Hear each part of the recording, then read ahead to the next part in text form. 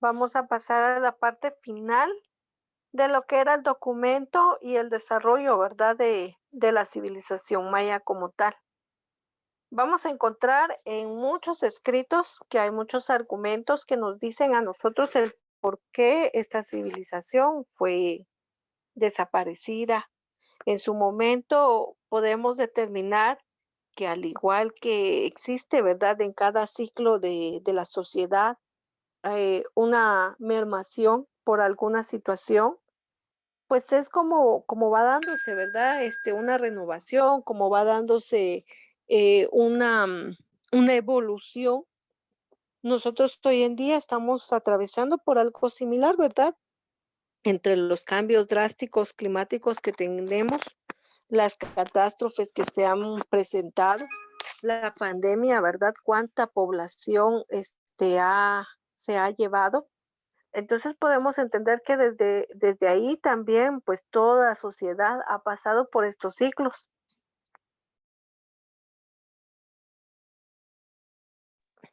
Y es de acá que también podemos observarlo en este periodo que ya nosotros vamos a llamar periodo posclásico a lo que ellos vivieron en su momento.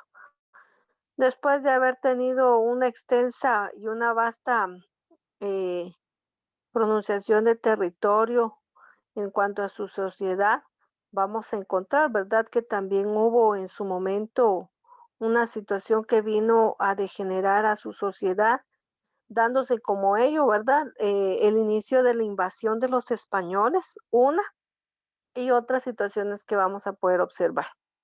Dice en el comienzo del siglo X, con el inicio del colapso del periodo clásico terminal, es decir, cuando ya después de que llegó a su culme, a su auge, vimos también, ¿verdad?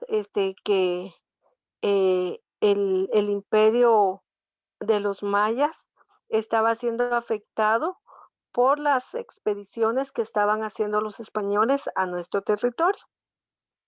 A pesar de ser mucho más reducida ya la población, porque ya padecía de sequías, padeció de pandemias también, padeció de hambrunas. Entonces acá se puede ya encontrar otros sucesos. Dice, a diferencia de los ciclos de contracción anteriores que se tuvieron, es decir, todo lo que ellos lograron desarrollar, también el centro de las actividades se trasladó a las tierras bajas del norte y las tierras más altas de los mayas.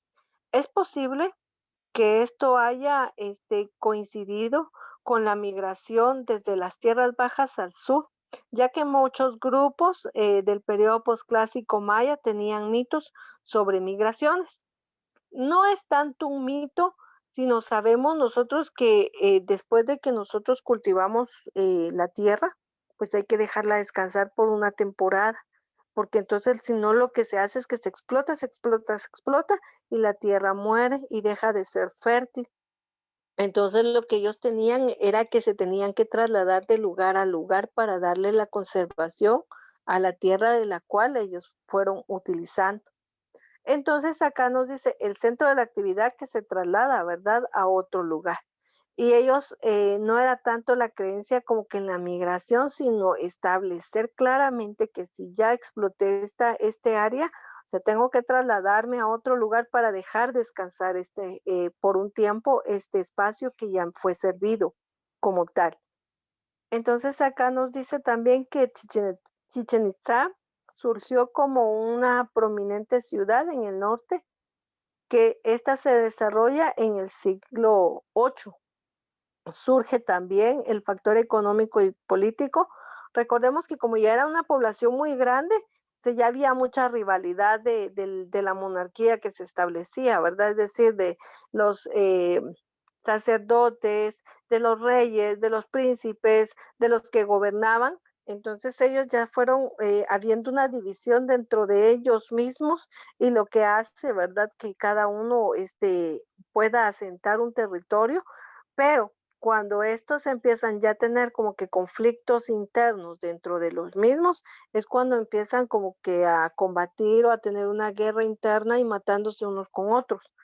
Por ello es que encontramos muchos desplazamientos hacia las tierras altas y bajas de acuerdo a la posición que iban asumiendo. Aquí nos dice que Chichén Itzá se convirtió en la que fue probablemente la ciudad más grande, es decir, que esta pudo haber desencadenado, ¿verdad? Que sus vecinos, dice Puc, declinaron drásticamente en el siglo XI.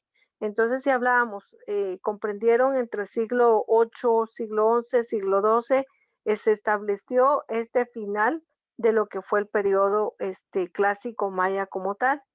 Aquí nos dice que surgen nuevas ciudades cerca de las costas del Caribe y del Golfo de México. Si nosotros volvemos a retomar lo que habíamos visto anteriormente, se recuerdan que habíamos dicho que atravesaba México, atravesó Guatemala, atravesó Belice, lo que es el país del Salvador, de Honduras, y que todos ellos tuvieron un nexo por la misma migración que venían trayendo. El periodo, dice, posclásico estuvo marcado por una serie de cambios que distinguían a sus ciudades de las épocas clásicas, es decir, la anterior. También se establece la ciudad de Caminal-Juyú en el Valle de Guatemala, la cual fue abandonada en un periodo de ocupación continua que se extendió por casi 2000 años. Esto fue algo, dice, sintomático de los cambios que estaban barriendo a través de las tierras altas, la llanura y la costa del Pacífico, en los cuales las ciudades situadas en los terrenos expuestos fueron reubicadas. Es decir, que ya no se quedaron en un solo lugar, sino fueron otra vez moviéndose según la necesidad que se les fue presentando. Al igual que nosotros, pues ellos siempre padecieron de algunas situaciones en cuanto al cambio del clima, y esto les hacía moverse ellos de un sector a otro. Tenemos entonces, dice, ocuparon otros lugares cerca de las cumbres.